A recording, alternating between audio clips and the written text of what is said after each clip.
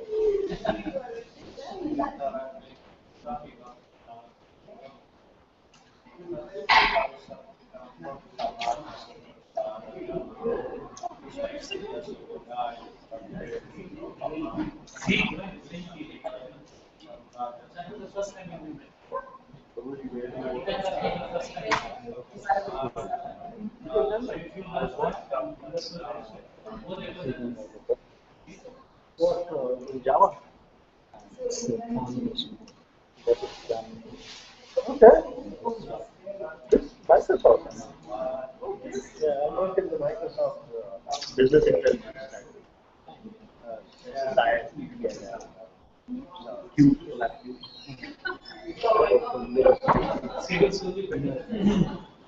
None of everything is just very connected.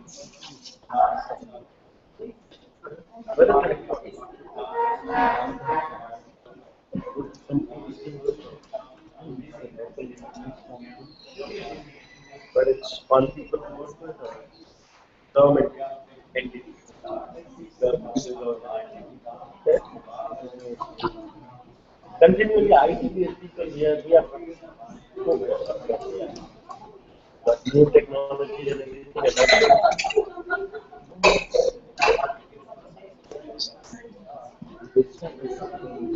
Yeah.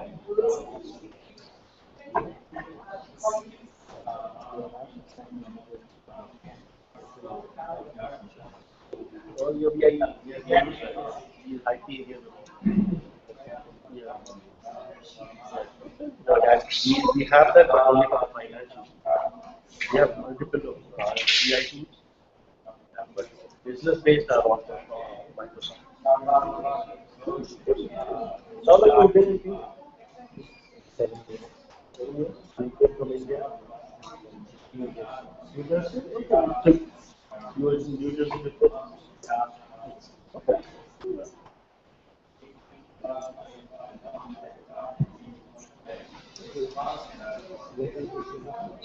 I came to the US 11 years ago. I came to my undergrad in semiconductor. At, I did my undergrad in semiconductor. And then I did my master's in operations. And in between, I always enjoyed software development.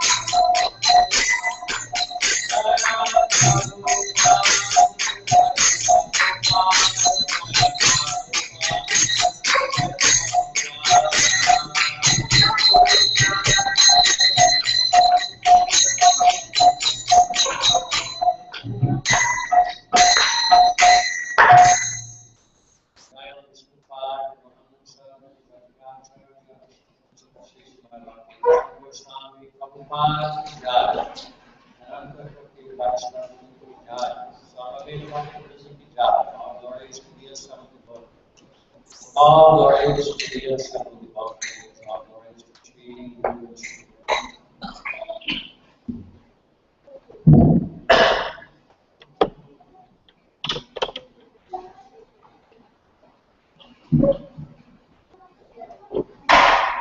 So just to summarize the first chapter,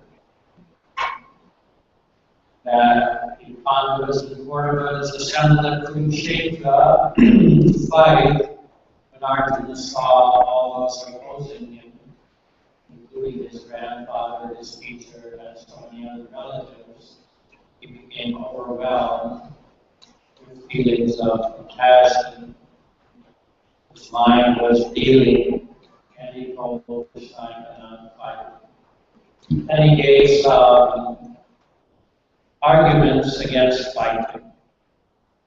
One is he felt that the killing of so many persons just for acquiring a kingdom and enjoying royal opulence would be sinful. And by performing sinful acts, he would have to suffer in hell. And another argument was that it was not right to fight with his superiors, his grandfather, his guru. He should actually worship them and not shoot arrows at them. So after saying this, Arjuna did admit that he was now very confused because Krishna was urging him to fight. He had come there to fight. At the same time, he felt that he could not fight. He was in a dilemma. He was supposed to fight. I'm confused about my duty and I'm overwhelmed. So please instruct me what is for my ultimate welfare. So as we explained previously that Arjuna and Krishna were in a relationship of very close friendship. They treated each other as friends, although Krishna is the Supreme Lord. Arjuna is a tiny jiva soul. Still, they acted on the relationship of friendship. But when Arjuna was in such difficulty, he surrendered to Krishna, gave up his friendly relationship, and accepted Krishna as his guru. So first, Krishna somewhat chastised Arjuna. You have spoken so many things like a learned person, but those who are actually learned, they don't lament the way you are lamenting for any condition of the body, whether living or dead. Then Krishna began his instructions about the nature of the self as different from the body. So we're going to just read the verses in English. I will read them. And then briefly I will comment on some of them. And this way we will progress through the first half of the second chapter, which is dealing with the, what is called Sankhya. Sankhya is a philosophical understanding that enables us to distinguish between the self and matter of the body.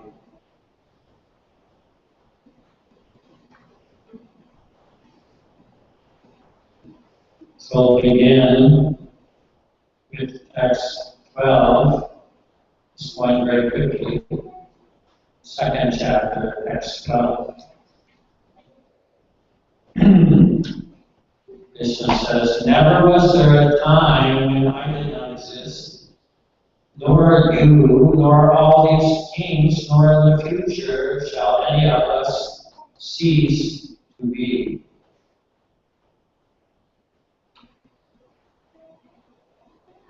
In the purport, there's a very important verse from the Upanishads, which is often quoted by Prabhupada. Because in this verse, Krishna is saying that never was there a time when I did not exist, nor you, nor all of these beings, nor in the future shall any of us cease to be. He is putting himself all together with everyone else, but as we will understand by studying the Gita, that there is also a distinction between Krishna and everyone else.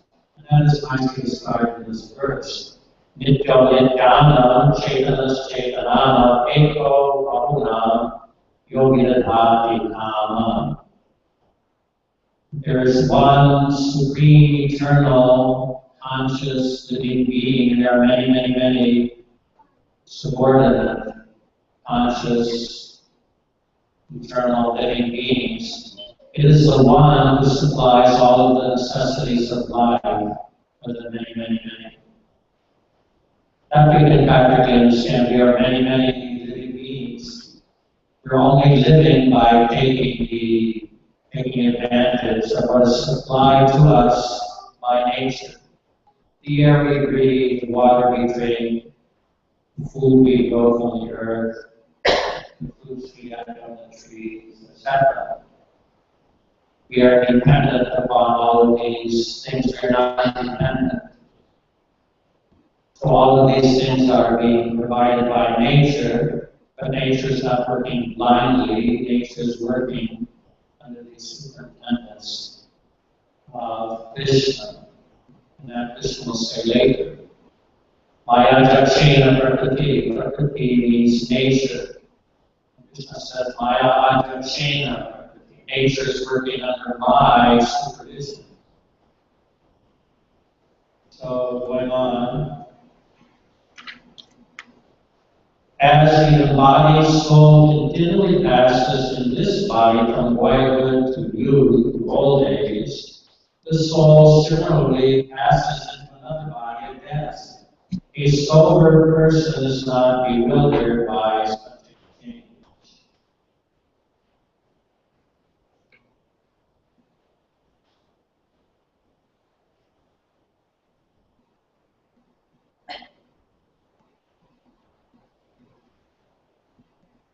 So this verse is quoted very, very much by Prabhupada.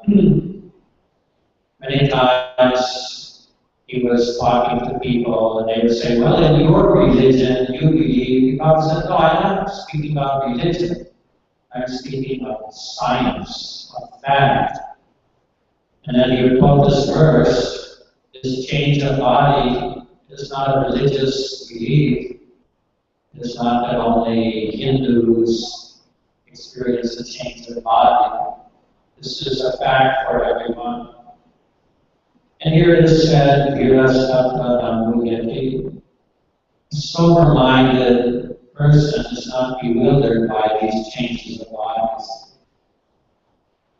I can just mention that my mother had passed away many years before, maybe 20. So I was in India, but I flew to America. She was very ill. My older sister was also there. My older sister was very disturbed. My mother was certainly going to pass away. And they were giving my mother more and more severe medical treatments to try and prolong her life a few more days. So we met with some kind of consultant or nurse, whatever, some kind of consultant. And she was saying that, well, we could try one more thing, but it is very severe. And my mother was laying in bed. She could not get up. She could hardly talk. She could understand our presence, but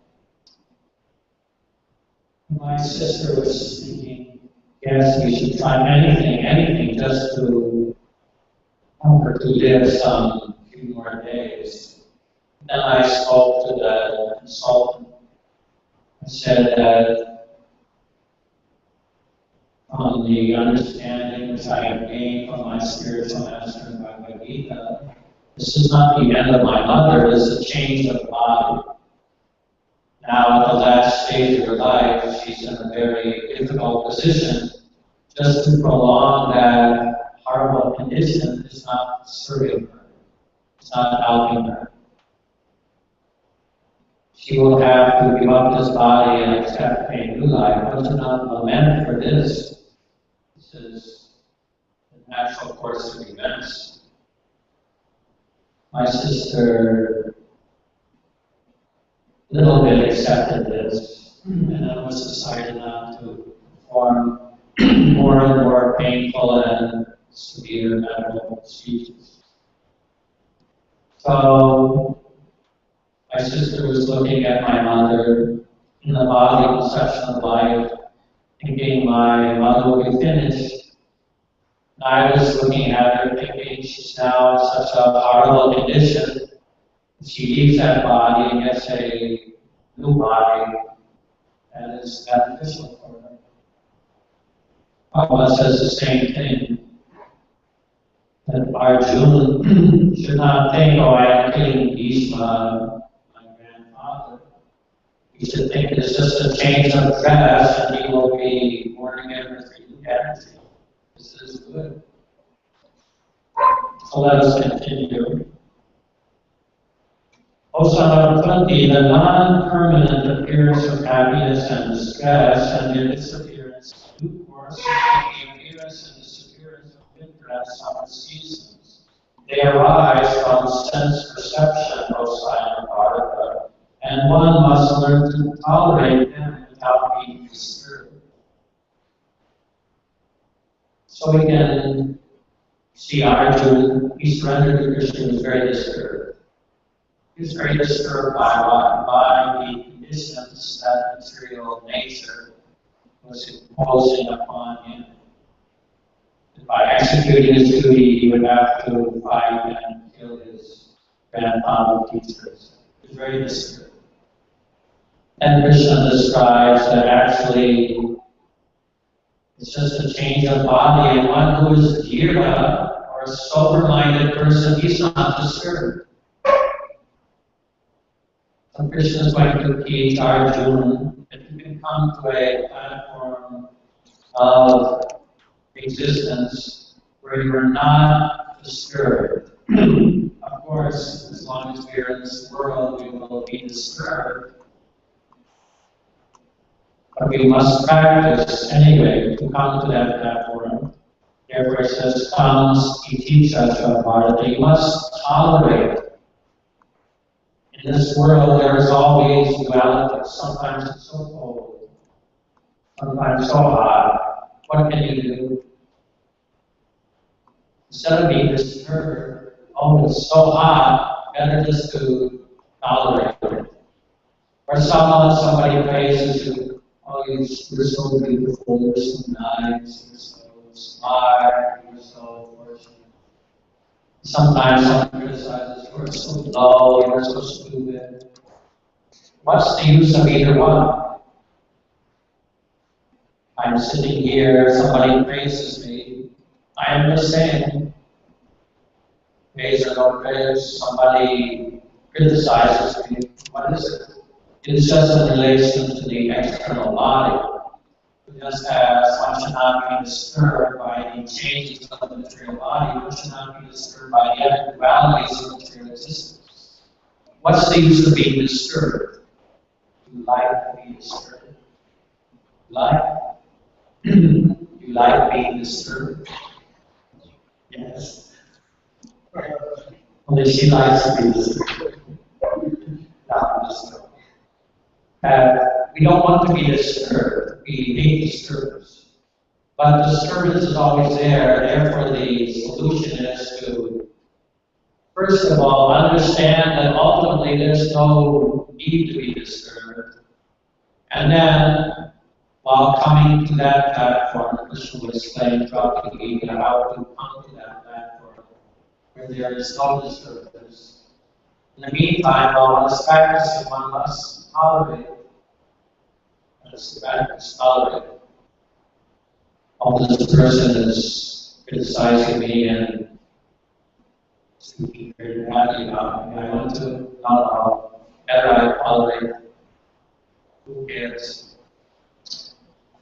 Then, O best among men, Arjuna, the person who is not disturbed by happiness and distress and is steady in both is certainly eligible for the grace. How can it say here, disturbed by happiness? Happiness is not a disturbance. But actually, for someone who wants to remain on the transcendental platform of being undisturbed, happiness can also divert him from that consciousness. Suppose something very good happens, and you're so happy. Well, you must know it's not going to last. You're so happy, you got some money, somebody, something like that. But you must know actually that happy feeling, it will just remain for a little time. And then the nature is that if you're temporarily happy, then happiness goes, and you will feel depressed a little bit because you've lost that happiness. So the best thing is not to be recommended from Bhagavad-gita. Not be overjoyed when a materially good thing happens. Don't be disturbed when a bad thing happens. that those who are seers of the truth have concluded that of the non-existent material body, there is no endurance, and of the eternal, the soul, there is no change. This they have concluded by studying the nature of both. This is a common terminology in the Vedic literature, sat and asat.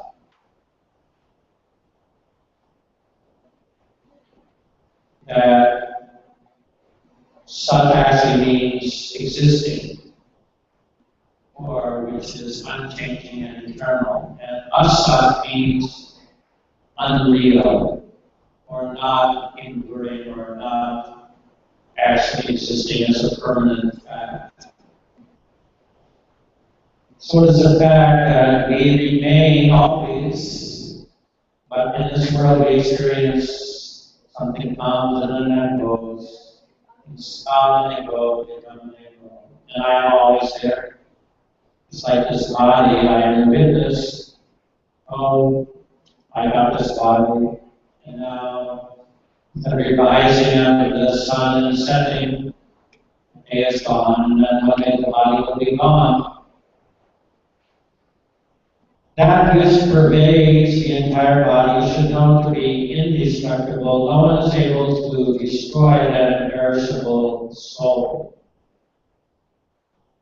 So that which pervades the body is consciousness. We are within the body, and we are pervading the body with consciousness.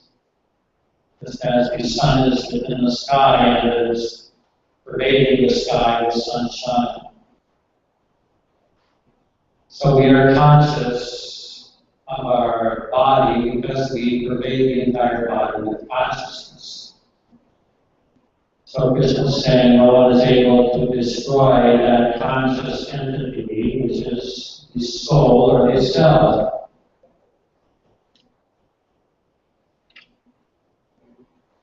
The material body of the indestructible, immeasurable, and eternal living entity is sure to come to an end. Therefore, fight, O descendant of Bharata.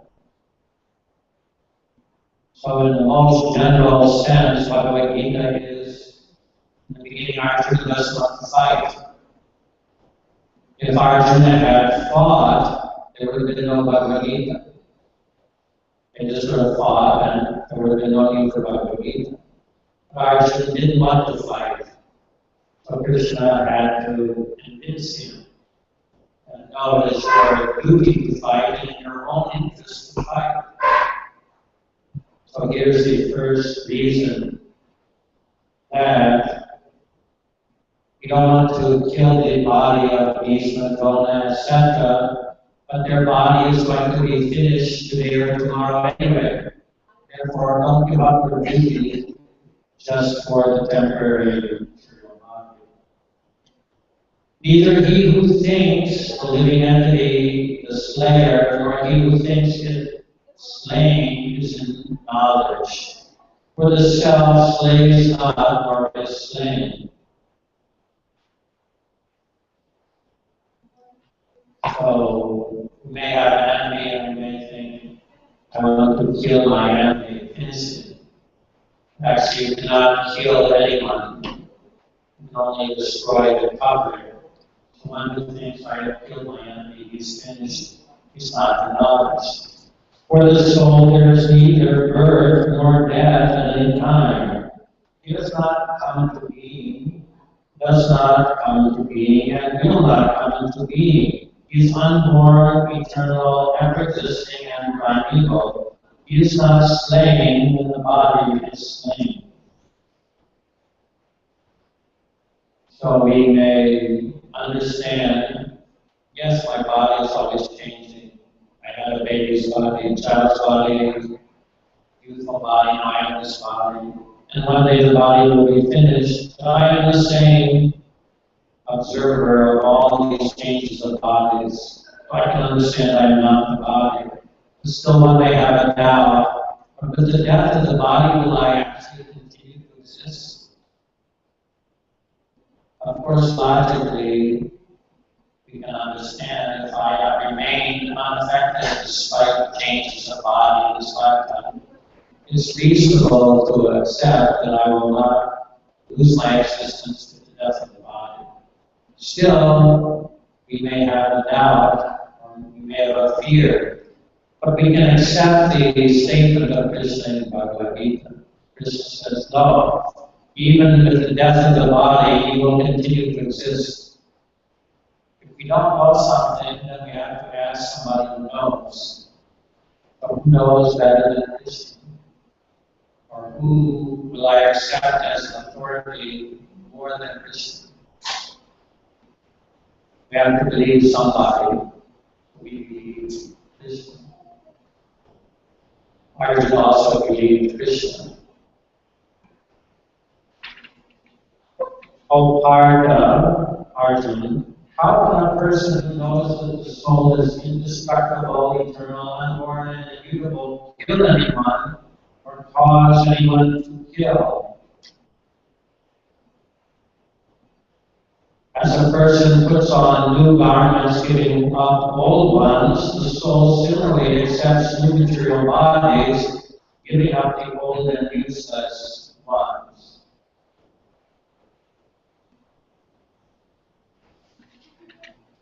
So just as I address myself with this dhoti and kurta, and you address in a different way, so the soul has become dressed in a material body. When the dress is worn out, it will be discarded. I'll put on a new dress.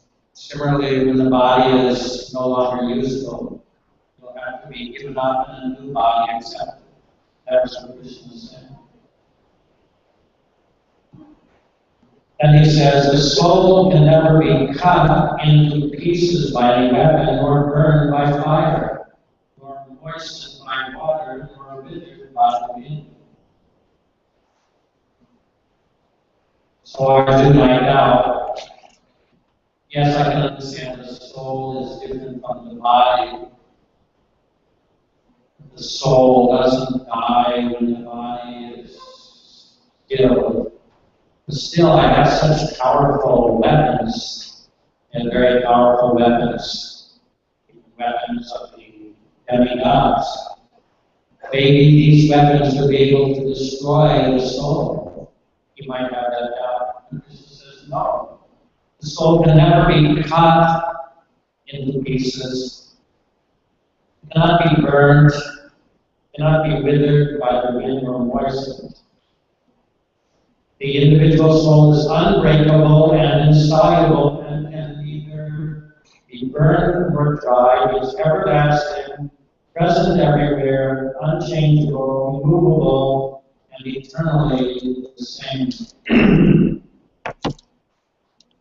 So here it says the soul cannot be burned. So in Bhagavad Gita, a little later on in the 4th chapter, Krishna says, Krishna will say that many, many millions of years ago, I instructed the same knowledge of yoga to the Son God.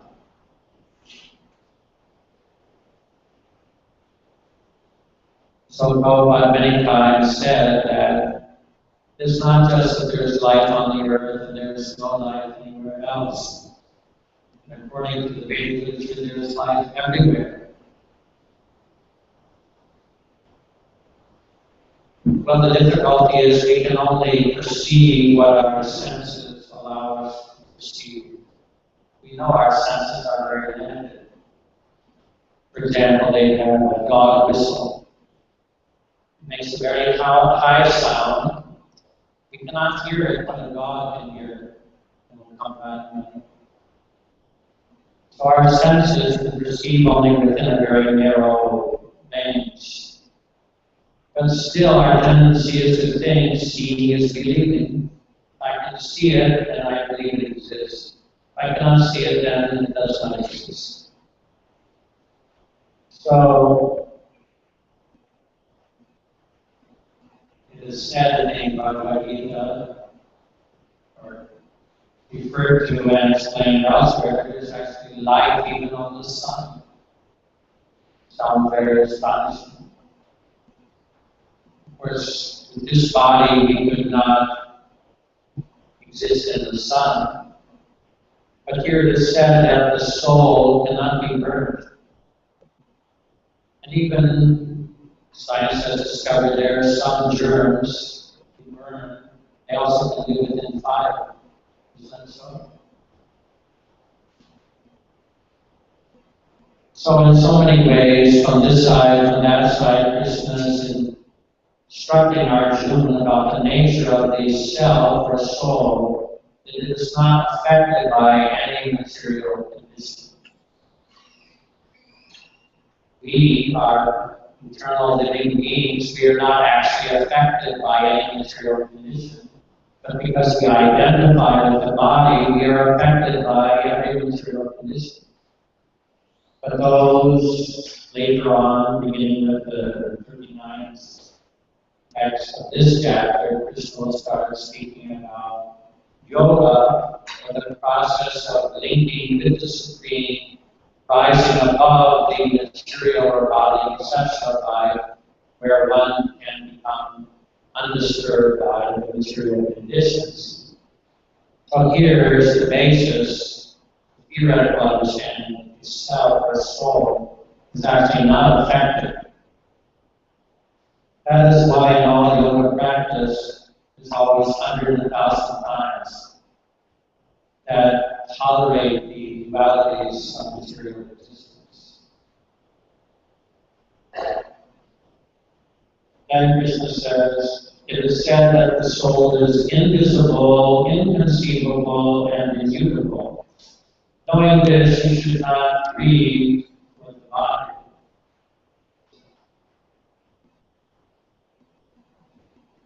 Here it is said the soul is invisible, means for us, we cannot perceive, we cannot see the soul present in the bodies of the living beings.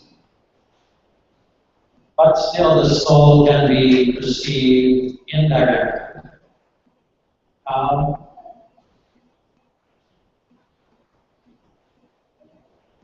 By consciousness. See, I cannot see the soul, I just see the external body. But still I am confident that the soul is present in each one of them. I cannot see directly, but I'm confident because I can see that we're all conscious.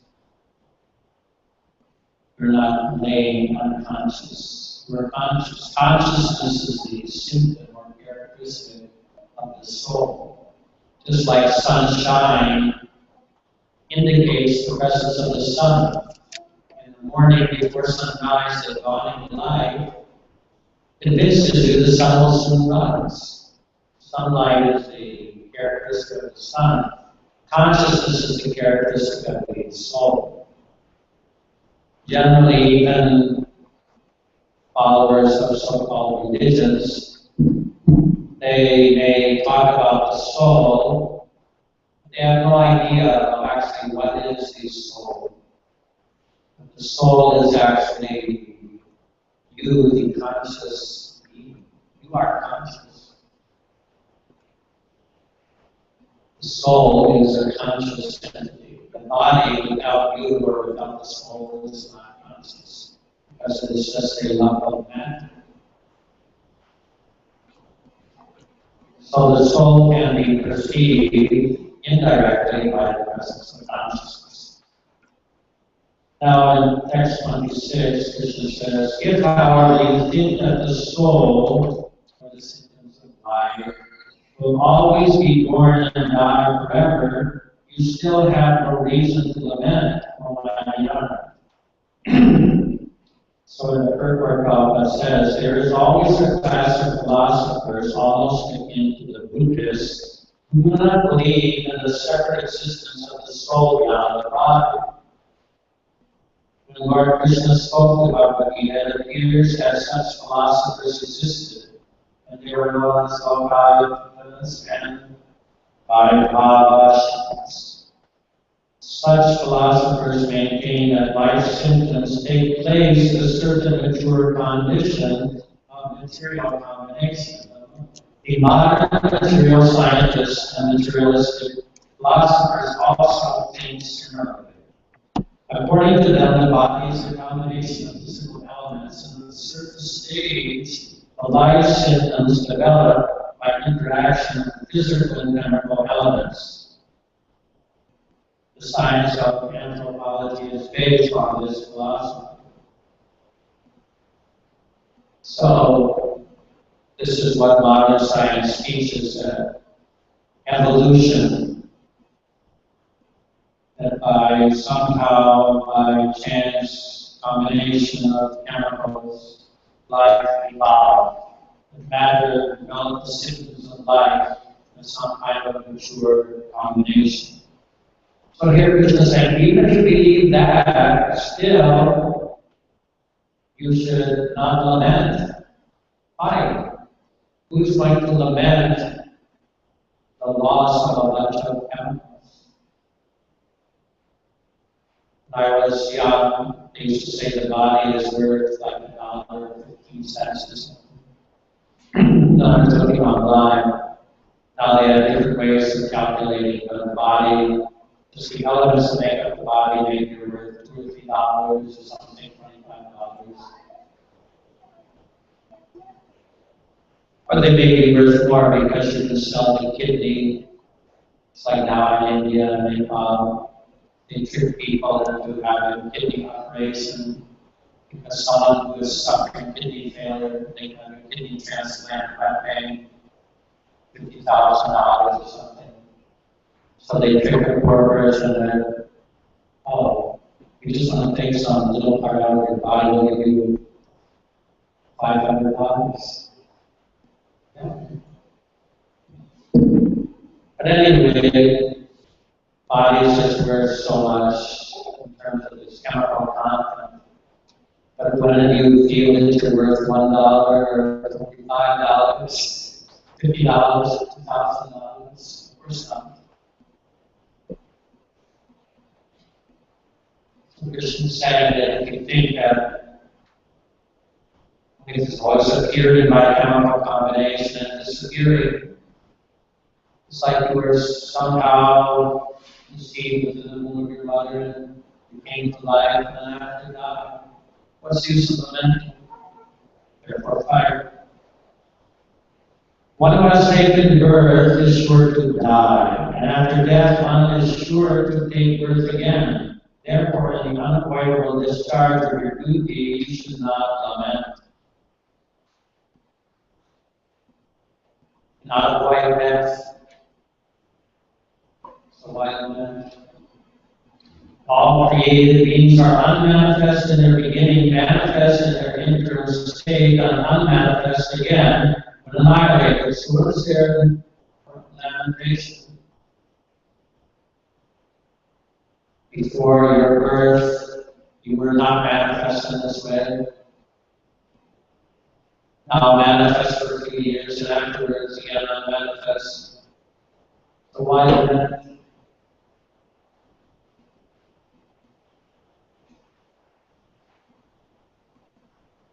This is taking the materialistic point of view of these few verses. That life just comes by chance and then is gone. What's the big cause for lamentation? Then 29. Some look on the soul as amazing. Some describe him as amazing.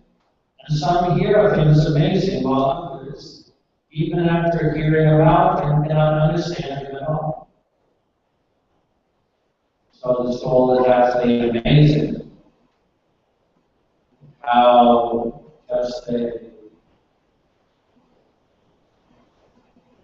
chemical body is activated and all its functions working by the presence of the soul.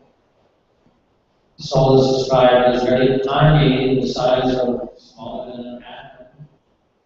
And that soul is so powerful, even in the body of an elephant. Activates the entire body of the elephant. So some understand the soul as being amazing. Some hear about the soul, Some describe the souls of anything, and some even they hear. I don't believe this is the lesson of O descendant of Bharata, he who dwells in the body can never be slain. Therefore you need not grieve for any living being.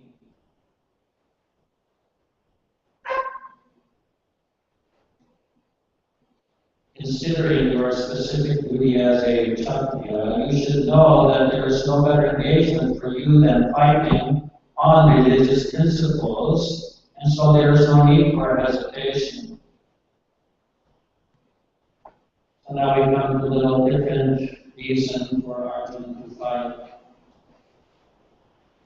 Previous to this, Krishna is emphasizing that actually there's no death.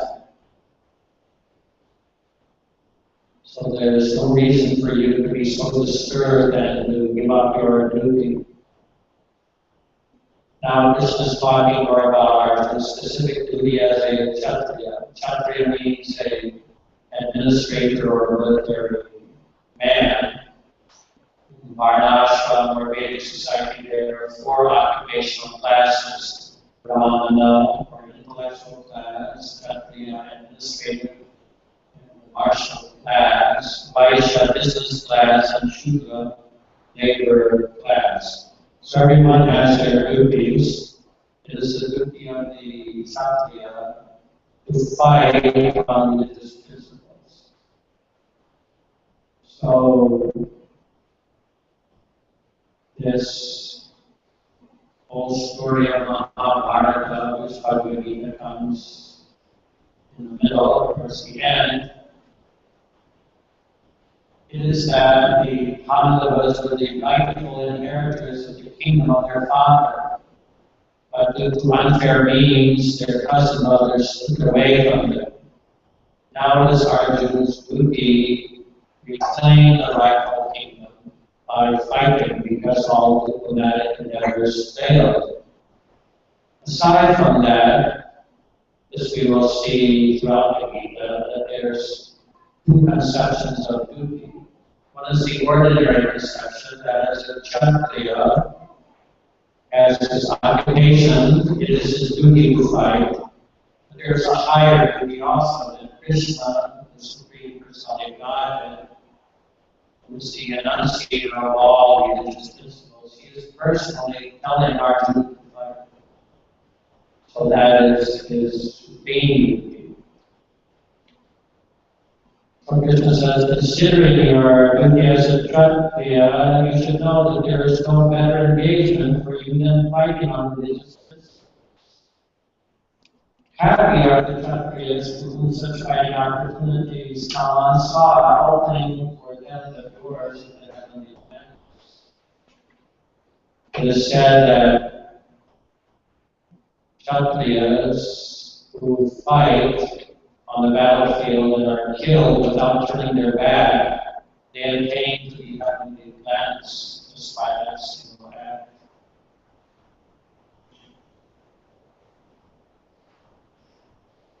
If, however, you do not perform your religious duty of fighting, then you will certainly incur sins for neglecting your duties, and thus lose your reputation as a fighter.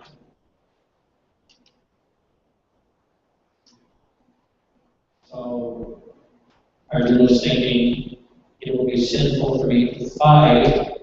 This is here saying that neglecting your duty or non-performance of your duty, that is sinful. Besides, if you don't fight, your reputation as a great heroic fighter that will be lost. People will think you're a coward. People will always speak of your infamy, and for a respectable person, dishonor is worse than death. The great generals who have highly esteemed your name and fame will think that you have left the battlefield out of fear only. Thus they will consider you insignificant. Your enemies will describe you in many unkind words and scorn your ability. What could be more painful for you? O son of Kunti, either you will be killed on the battlefield and attain the heavenly planets, or you will conquer and enjoy the earthly kingdom. Therefore, get up with determination and fight. You shall fight for the sake of fighting without considering happiness or distress, loss or gain, victory or defeat, and by doing so you shall never incur sin.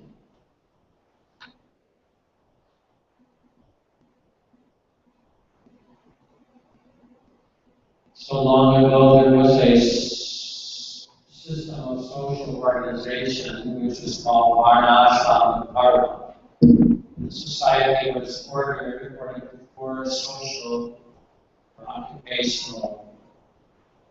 occupational classes and four spiritual orders.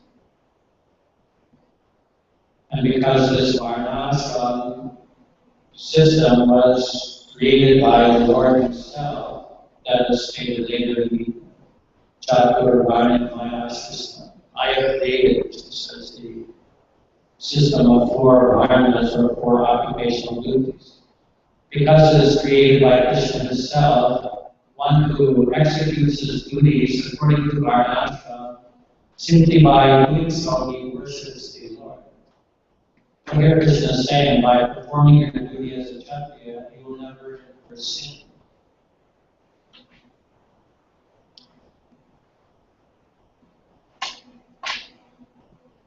And he's always saying, without considering happiness and distress, loss or gain, victory or defeat. Performing one's duty is always like that. You have some duty, even in the most ordinary sense, you have some duty. You know it is your responsibility to perform that duty. Sometimes you may feel like doing it, sometimes you may not feel like doing it. But still, by your intelligence, you know, well, I have to do it. Even if I don't mind, still I have to do it. Suppose you have to go to work, early morning, your alarm clock goes off, and you feel, I don't want to go to work, I want to sleep. Still you have a sense of duty. So in all senses, lower and higher, the sense of duty is there. And to perform one's duty, one has to be steadfast without considering happiness and distress, loss or gain, victory or defeat. Like his example, suppose a salesman, he's selling some product for a company, maybe going door to door or shop to shop. One day he may get a lot of sale, another day nobody buys. Why should he be disturbed? The success and failure is not his, actually. It is enjoyed by the proprietor of the company. One must just perform one's duty without attachment. So I will stop at the next verse, that thus far I have described this knowledge to you through analytical study. Now listen as I explain it in terms of working without fruitive results. O son of Vidya, you act in such knowledge you can free yourself from the bondage of works. So the analytical study is called Samkhya, and the working without attachment to the fruitive results of one's work, that is called yoga. Basically, you can understand that up to this point we've understood, I'm not the body. So then the next thing is, if you're not the body, then what are you supposed to do? As long as I was thinking I'm the body, and my duty is keep the body nicely, make up nicely, keep the body fit, keep the body healthy, provide all kinds of enjoyment for the body. But when one understands I'm not the body, then what am I supposed to do? Simply theoretical knowledge, I am not the body, that will not in itself help. Because we must act. Every moment we must act. So how can we act in such a way as to elevate ourselves? That is what we describe now. and it's called yoga, and there are different kinds of yoga. So, are there any questions? Yes. What means the bondage works? Bondage word means karma. That it is explained in Bhagavad Gita and in more detail in Srimad Bhagavatam. Every action we perform, there is a reaction for that action that molds the subtle body of mind. And at the time of death, the mind, when it is molded, will produce our next gross body. So all the karma or activities we perform in this lifetime, ordinarily, they prepare our next body. That's what it means, bound by fruitive work. That our activities bind us to again take another birth. Right now, we are making our next body. Because we are taking care of the body, but we're actually forming our mind in a certain way, and our mind at the time of the body is. It is the mind, how it is formed, will take us to our next birth. So it will be explained that there's a way of acting where you're not bound by the reaction, and that will be discussed next time. But ordinary activity, just like in a simple sense, suppose I lend you $100. That means you have to pay me back $100. But suppose you don't pay me back that $100 I do not. And according to the law of karma, your next life you have to pay me back $400. You're born in a different way, I'm born in a different way, but due to circumstances, who knows how I meet somebody, how I cheat somebody, or how somebody loves me, or how somebody invests money with me in anything. But the law of karma is that if I lend you money and you don't pay it back, then the next life you have to pay me back 4 times. That means you have to be born again so you can pay me back. How can you pay me back if you're not born again?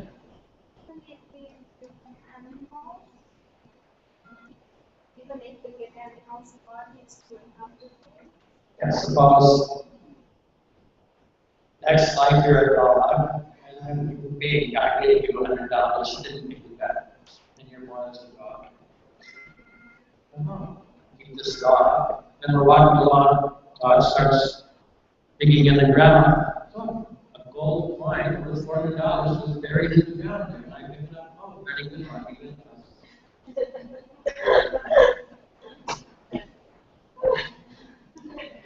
Of course, my answer is a joke, but karma is like that. Nice. But remembering that price is more than market price.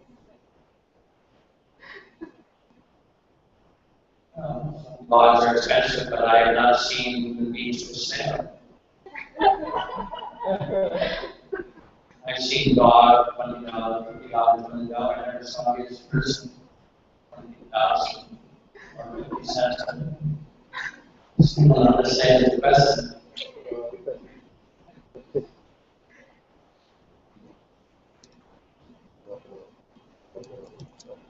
I have a question. Why do your questions always make people laugh?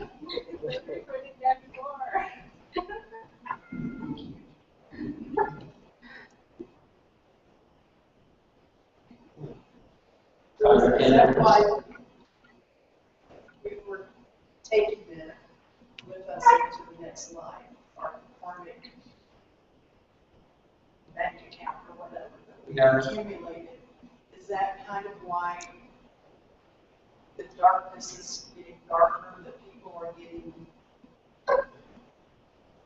Well, this is the light is funny. lighter, the dark is getting darker? Yeah, this is funny. This is the age of world. So in this age, people engage in so many sinful activities. At the present time, people are on the level of what is called demons.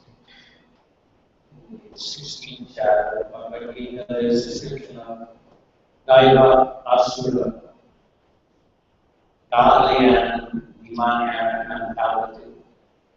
So the first characteristic of the demoniac mentality is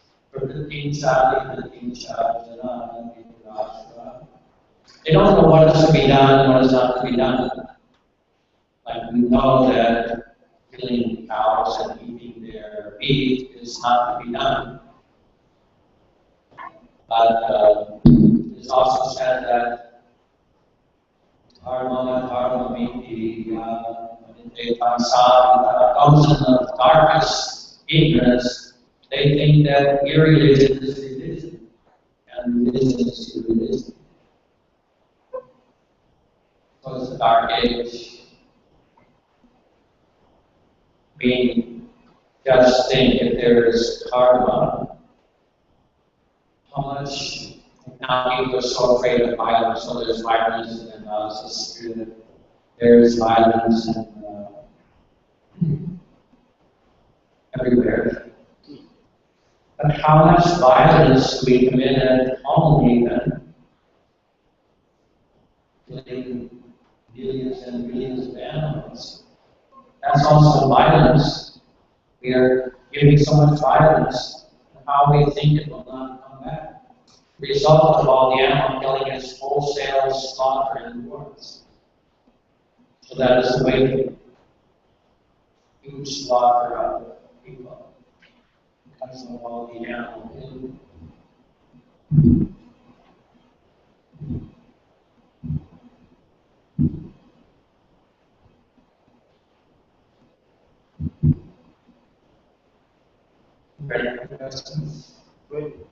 When Krishna is telling this to other brothers, you see, Other brothers, or is it only Krishna and conversation with Krishna and Arjuna?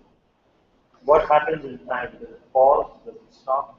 Or is it for everybody listening in the project?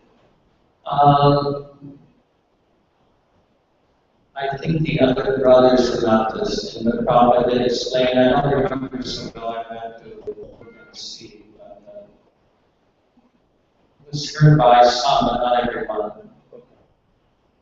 But there is no description of why that.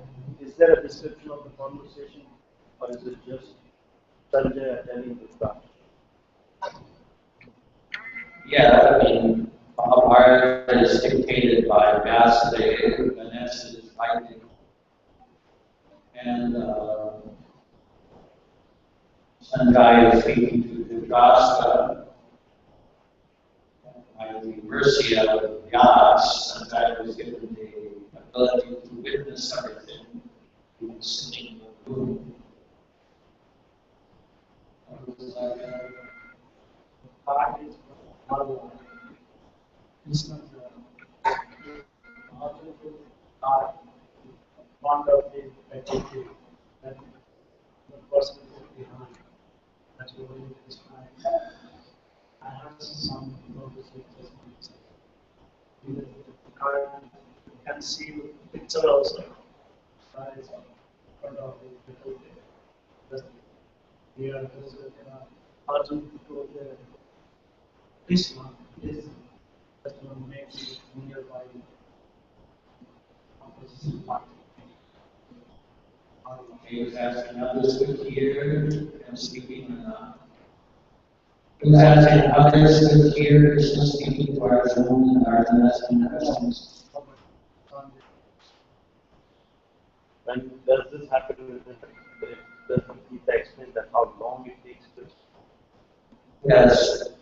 I mean, Prabhupada said it took, sometimes he said 1 hour, sometimes he said even just half an hour. So the entire conversation between Arjuna and Krishna is within 1 hour. Yeah. Half an hour, 1 hour.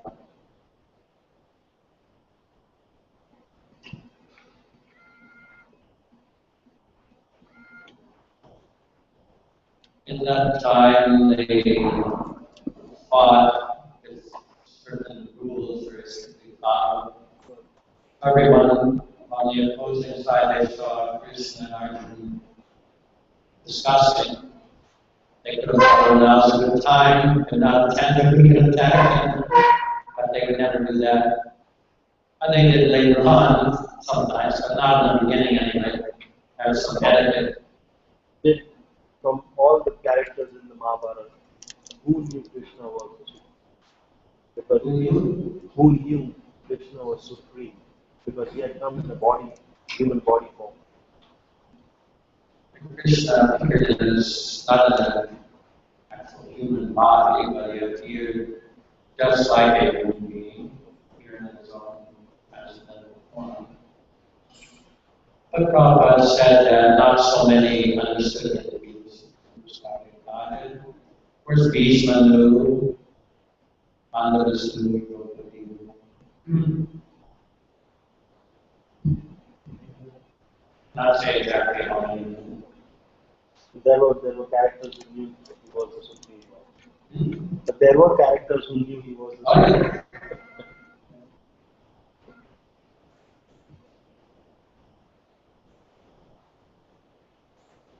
Even in the try to make peace, Krishna came to the world as Duryodhana wanted to capture Krishna.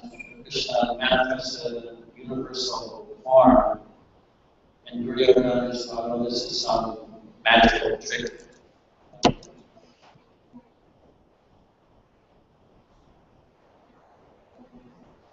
Anything else? Yeah, like even they say like Krishna also Busy? And BhagavadGita Krishna says, I have nothing to do. You are busy because you are forced to be busy. But Krishna has no force on him. He is independent. He only does what he likes. He's busy doing what he likes, but he's not forced to be busy. We can read Krishna book or Canto Bhagavatam. When Krishna came, he was always busy. He was playing with his friends, tending the cows, calves, and pastures, playing with his friends at the lunch. He was creating mischief in a small town, always busy. But not busy like us, that oh, I'm hungry, I have to cook and eat, not by force. Busy just for his pleasure pastimes. Krishna only plays with his friend and with his cookies or I think of us. How you? Of us. Krishna is within your heart, seeing everything you do. But for that, he is expanding himself. It's not that while he is tending the cows that he's thinking to do. He is expanded as Paramatma within you. Think of you. Was he also worshipped when he was a baby? When does he attain that? Was he worshipped as a baby? Or was he just considered another child? Even before his appearance, described in the Bhagavatam, the Devas would come to the Krishna Kansa and offer their prayers to Devaki as they knew Krishna was within her womb. So he was always worshipped. But the residents of Vrindavan, they didn't understand Krishna as God. Because their relationship with Krishna was one of intimacy. Someone thought that Krishna is my son, someone thought Krishna is my brother, someone thought Krishna is my dear friend. if they understood Krishna was God, it would not be possible to have this kind of feeling.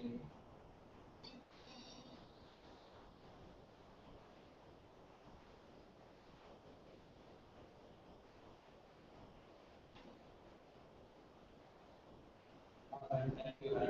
Got one more question? I was just thinking that they knew he was special because he was going to kill Kans. It was prophesied, or however you say, before his birth, that her eighth son would kill They Kans. knew, but they would forget, just like it's described in the Krishna book, that Krishna was small, I mean 8 years. So Balaram and all his friends complained to his mother. Krishna very much, he's 8 years, come to see, come to see. It's the nature of childish play. If one child does something bad, all the other children, their end is they want to have that person get some punishment. So when the Yashoda came, and Krishna said, no, I didn't make here. He said, if you really think I ate yours, then look into my mouth. So he opened his mouth. She looked inside there, she saw all the universe, all the planets, and she saw herself with Krishna on her lap. So immediately her mind became disturbed, but Krishna didn't like that. So immediately called his Yogamaya. Just as here the material energy makes us think, this is my wife, this is my mother, this is my son. Actually, they're not. But by godly relation to the material nature, we feel these relationships. So in the spiritual world, there's a superior energy that creates the feeling, this is my son. So Krishna didn't like Yashoda to think of him as God, being overwhelmed. He just showed her for a moment, and then the internal Yogamaya potency again made her feel that this is just my small son. Jesus Christ.